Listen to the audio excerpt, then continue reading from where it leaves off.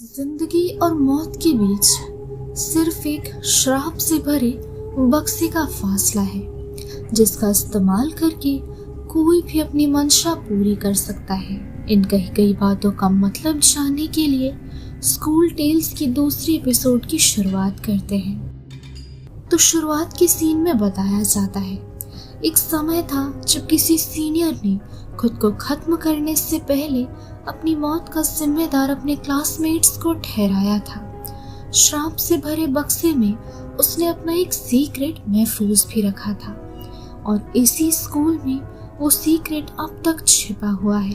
हालांकि किसी को भी इस बारे में नहीं पता है, मगर समय आने पर सभी इसका इस्तेमाल जरूर करते हैं। एपिसोड की शुरुआत में हम क्लास में मिंट नामक एक लड़की को देखते हैं जो बेहद घबराते हुए रो रही थी। फोन पर लाइव चालू करके वो अपने बाकी दोस्तों को अपने बारे में बताती है, मगर एकदम से उसका फोन कोई छीन लेता है। हालांकि कमरे में कोई नहीं था, लेकिन कमरे में उसे किसी के होने की आहट महसूस हो रही थी और फिर उसकी चीखने की गूंज बढ़ती चली जाती है। लेकिन थोड़ी ही देर में पूरे कमरे में सन्नाटा छा जाता है और चीखें एकदम से थम जाती है और सीन शिफ्ट हो जाती है।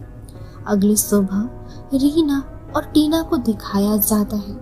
ये दोनों लड़की कल रात हुए लाइफ के बारे में बात कर रहे थे और वो मिंट का मजाक भी उड़ा रहे थे। मस्ती मस्ती में दोनों उस पर कई सारे जोक्स क्रैक करने लगते हैं और फिर खिड़की का पर्दा हटाते ही वो मिंट को खून से लथपथ अवस्था में पाते हैं। उसे बड़ी ही बेरहमी से मारा गया था और उसे इस हालत में देख दोनों चीखते हुए क्लासरूम से बाहर चली जाती है। स्कूल के सभी स्टूडेंट्स को इस बारे में पता चल चुका था और स्टूडेंट्स इसकी लाइव रिकॉर्डिंग शेयर करते हैं। हालांकि टीचर उन्हें ऐसा करने से मना करते हैं। दूसरी तरफ हम एक शख्स को देख पाते हैं। उनका चेहरा तो नहीं दिखाया जाता है, मगर ये शख्स मिंट से जुड़ी वीडियोस पर उसके खिलाफ उल्टी सीधी बातें कर रहे थे और फिर हम उसके पैर पर मिंट का नाम लिखा हुआ पाते हैं, जिसे वो मिटा देते हैं। इधर स्कूल में प्लैंक नामक एक लड़की मिंट की मौत से बेहद उदास थी। स्टूडेंट्स को पता चलता है कि स्कूल के सीसीटीवी फुटेजेस पर यह पाया गया था कि मिंट स्कूल में अकेली थी और उसने खुदकुशी की है। हालांकि खुदकुशी की वजह कोई समझ नहीं पा रहे थे। फुटेजेस में किसी के भी होने का अनुभव भी नहीं था। अब अगले सीन में हम प्लैंक को उसके खास दोस्त के साथ देखते हैं। वो दोनों एक दूसरे को पसंद करते थे। काफी समय तक दोनों एक दूसरे से बातें करते हैं और फिर प्लैंक अपने खास दोस्त यानी बॉय के फोन पर उसकी और मिंट की वॉलपेपर देख नाराज होकर शॉप से जाने लगती है। बॉय उसे रोकने की कोशिश करता है, मगर प्लैंक उसे इग्नोर करते हुए वहां से चली जाती है। प्लैंक को ऐसा करते देख ऊपर खड़ी मिंट की बेस्ट फ्रेंड जेनी देखकर हंस रही होती है। पूरी रात प्लैंक इसी बारे में सोचकर परेशान थी। साथ ही वो नोटिस करती है रात को कई बार जेनी और बॉय उसे कांटेक्ट करने की कोशिश कर रहे थे, मगर वो उन दोनों का कॉल नहीं उठाती है। अब अगली सुबह प्लैंक की मुलाकात जेनी से होती है और वो उसे कल रात के बारे में पूछती है। अब मिंट को लेकर दोनों में बहस शुरू हो जाती है, जो कि प्लैंक को मिंट और बॉय के रिश्ते के बारे में पहले पता नहीं था।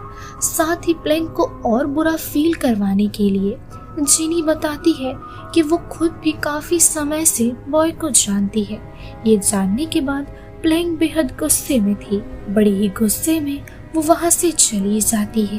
अब वो पूरी तरीके से बॉय को इग्नोर करने लगती है। साथ ही हम देखते हैं वो स्कूल में टहल रही है। इस दौरान उसे एक क्लासरूम से अजीब सी आवाजें सुनाई देती है। दोस्तों, ये वही क्लासरूम है जहां कर्स मौजूद है। वहां जाने पर सीलिंग से क्रैक जैसी साउंड आती है और उसे खोलकर उसके भीतर उसे एक बक्सा मिलता है जिसमें कई सारी तस्वीरें मौजूद थी। इस बक्से के भीतर एक कागज पर लिखा हुआ था, अगर तुम किसी के भी साथ बुरा हादसा करना चाहते हो फिर तुम्हें इस क्लासरूम के कर्ज की मदद लेनी होगी। इस कर्ज को पूरा करने के लिए उस इंसान का नाम पैर के निचले हिस्से में लिखकर एक मंत्र बोलना पड़ता है और ऐसा करने से बड़ी ही बेरहमी से उस इंसान की मौत हो जाती है। इस सीन के ठीक बाद हमें एक फ्लैशबैक दिखाया जाता है जिससे हम ये जान पाते हैं इससे पहले भी प्लैंक ने इस बक्से की मदद लेकर मिंट को मारा था, जो कि उसे मिंट और बॉय के बारे में पहले से ही पता था। साथ ही एपिसोड की शुरुआती सीन में हमने जिस शख्स को देखा था जो मिंट को लेकर बुरे कमेंट्स कर रही थी एवं उसके पैर पर मिंट का नाम भी लिखा हुआ था, वो और कोई नहीं बल्कि प्लैंक थी। दोस्तों, जिस तरीके से उसने मिंट को मारा था अब वो ठीक उसी तरीके से जिनी को भी मारना चाहती थी। प्लैंक फौरन घर पर जाकर जिनी का नाम अपने पैर पर लिखती है और कई बार उस मंत्र का पाठ भी करती है और कर्स अपना असर दिखाना शुरू कर देता है, जो कि दूसरी तरफ जिनी अपने फोटो शूट पर थी। उसकी शूट काफी अच्छी चल रही थी मगर अचानक से उसे बेहद अजीब सा फील होने लगता है और वो एक एक करके वहां मौजूद सभी पर चिल्लाने लगती है। उसे किसी भी तरह का शोर सहन नहीं हो रहा था। उसकी खराब हालत की वजह से उसका शूट भी कैंसिल कर दिया जाता है। अब शाम के समय प्लैंक स्कूल के उसी कमरे में बैठी हुई थी और बॉय के बारे में सोच रही थी। बॉय उसके पास जाकर उससे पूछता है कि आखिर वो उसे इतने दिनों से इग्नोर क्यों कर रही है। प्लैंक उसे कुछ भी बताना नहीं चाहती थी मगर वो बॉय से जिनी के बारे में पूछने लगती है और इससे बॉय समझ जाता है कि प्लैंक जिनी से जेलस है। ये सुन बॉय हंसने लगता है और वो उसे बताता है कि जेनी उसकी बहन है। हालांकि इस बारे में काफी कम लोगों को ही पता है। पहले तो प्लैंक को उसकी बातों पर यकीन नहीं होता है मगर धीरे धीरे उसे उस पर विश्वास हो ही जाता है और वो बेहद मायूस हो जाती है क्योंकि जिस वजह से वो जेनी को मारना चाहती थी वो वजह तो असल में बेबुनियाद है। वहीं जेनी प्लैंक से काफी गुस्सा थी, इसलिए उसने जानबूझकर प्लैंक से झूठ कहा था। अब जो कि जेनी का मैटर सॉल्व हो चुका था तो दोनों खुश थे। अब कुछ देर बातें करते करते बॉय प्लैंक को जिनी की शूट के दौरान हुए हादसे के बारे में बताता है जिससे वो खुद और जिनी बेहद परेशान थे। ये सुन प्लैंक अपराध बोध महसूस करने लगती है। अब यहाँ कुछ देर बातें करने के बाद दोनों वहाँ से घर के लिए निकलते हैं। बॉय प्लैंक को उसके घर पर ड्रॉप करता है और प्लैंक उससे कुछ देर घर पर रुकने के लिए कहती है और धीरे धीरे दोनों एक दूसरे के करीब आने लगते हैं। अब जैसे ही बॉय प्लैंक के पैरों पर किस करता है वो नोटिस करता है प्लैंक के एक पैर पर जिनी का नाम लिखा हुआ है। हैरान बॉय बार बार गुस्से में प्लैंक से पूछने लगता है, आखिरकार तुमने मेरी बहन जिनी का नाम अपने पैर पर क्यों लिख रखा है जबकि तुम तो उसे ठीक तरीके से जानती तक नहीं हो। प्लैंक रोने लगती है और वो उसे समझाना चाहती थी लेकिन बात काफी हद तक बिगड़ चुकी थी और थोड़ी ही देर में बॉय को जिनी का फोन आता है। जिनी बेहद ज्यादा घबराई हुई थी। बॉय फौरन घर के लिए निकलता है। इस बीच जिनी के सामने कर्ज की वजह से उस क्लास से 2 स्टूडेंट्स बार बार उसे खुद की जान लेने पर मजबूर करने लगते हैं। हालांकि ये सिर्फ उसका वहम था मगर उसे मेंटली काफी दिक्कत हो रही थी। जिनी खुद को बचाने की लाख कोशिशें करती है मगर मेंटली वो उनके सामने हार जाती है। इधर जिनी को मौत के हाथ से बचाने के लिए प्लैंक उसका नाम अपने पैर से पोंछने की कोशिश करती है लेकिन अब काफी देर हो चुकी थी। कर्ज ने अपना काम शुरू कर दिया था और अब इस कर्ज को रोकने की क्षमता किसी के भी हाथों में नहीं थी और बस उधर जिनी खुद को दरवाजे से चोक करके मार डालती है। दोस्तों, ये सीन काफी दर्दनाक था। जिनी की मौत के बाद बॉय वहां पहुंचता है और अपनी बहन को ऐसी हालत में देखकर वो रोने लगता है। कुछ देर बाद जिनी की मौत के बारे में प्लैंक को पता चलता है और अब जैसे ही वो उसका नाम अपने पैर से पोंछती है तब बड़ी ही आसानी से उसका नाम मिट जाता है और ये देख प्लैंक और ज्यादा रोने लगती है। अब रात के समय प्लैंक सोई हुई थी। अचानक से उसके पैर पर जिनी का नाम वापस से आ जाता है और अचानक से कोई उसे बेड से खींचने भी लगता है। घबराहट में उसकी नींद खुल जाती है और वो नोटिस करती है उसके पैर पर दोबारा से जिनी का नाम आ चुका है। ठीक तभी घर के बाहर उसके डॉग की चीखें सुनाई देती है और बाहर जाकर देखने पर वो अपने डॉग को मृत अवस्था में पाती है। बड़ी ही बेरहमी से उसे मारा गया था। डर के मारे डिफेंस के चक्कर में वो थर्मोकोल कटर अपने पास रख लेती है, मगर इस बीच उसका पैर बहुत बुरी तरीके से दर्द कर रहा था।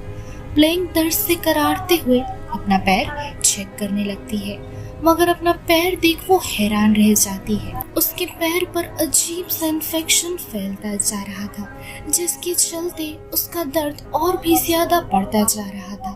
अपनी हालत देख प्लेइंग को सिर्फ एक ही बात याद आ रही थी, कर्ज की शुरुआत होने पर उसे रोका नहीं जा सकता है, मगर कभी भी वो कर्ज देने वाले इंसान पर रिफ्लेक्ट करे, फिर उस बक्से के साथ साथ उसकी सभी चीजों को जला देना चाहिए, वरना कर्ज देने वाला इंसान मारा जाएगा। प्लेइंग समझ चुकी थी ये सब कुछ कर्ज के चक्कर में उसके साथ हो रहा है, इसलिए अपना पैर बांधकर दर्द से करारते हुए वो स्कूल में जाती है, जिससे कि प्लेइंग वो बक्सा जला सके, मगर उसकी हालत और ज्यादा बिगड़ती जाती है। उसका पैर देख ऐसा लग रहा था मानो जैसे उसके पैर के भीतर किसी तरह का क्रीचर मौजूद है। ये क्रीचर बड़ी ही तेजी से उसके पैर के अंदर बढ़ता जा रहा था। खुद को जैसे तैसे बचाने के लिए वो अपने पैर के उस हिस्से को काट देती है और धीरे धीरे सीढ़ियों से रेंगते हुए ऊपर उसी क्लासरूम की ओर जाने लगती है। क्लास में जाते ही वो बक्सा ढूंढती है, मगर वो बक्सा अपनी जगह पर नहीं था। इससे वो हताश होकर और भी ज्यादा रोने लगती है। ठीक तभी जिनी कमरे में खून से लथपथ हालत में पहुंचती है और उसका पैर खींचने लगती है।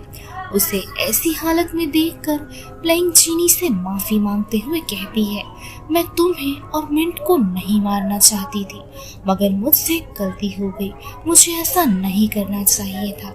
उसके कन्फेशन के साथ जिनी वहां से चली जाती है और हम व्यूअर्स देख पाते हैं क्लास में गलती से प्लेइंग के फोन पर लाइव स्टार्ट हो गई थी, जिसके चलते प्लेइंग का काला चिट्ठा सबके सामने आ जाता है और स्कूल के सभी लोग उसे गालियां देने लगते हैं।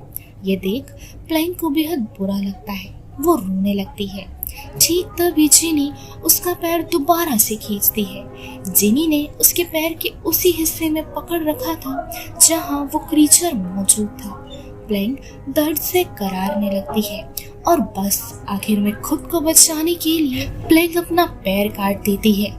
जिनी उसकी हालत देखकर हंस रही होती है।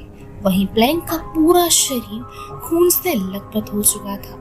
प्लेइंग की चीखों के साथ ये सीन यही कट कर दिया जाता है और अगली सुबह जब टीचर खून के धब्बे फॉलो करते करते उस क्लासरूम में एंटर करती है, तब वो प्लेइंग का एक पैर उसके बाजू में पड़ा पाकर घबराहट में चीखते हुए क्लास से चली जाती है।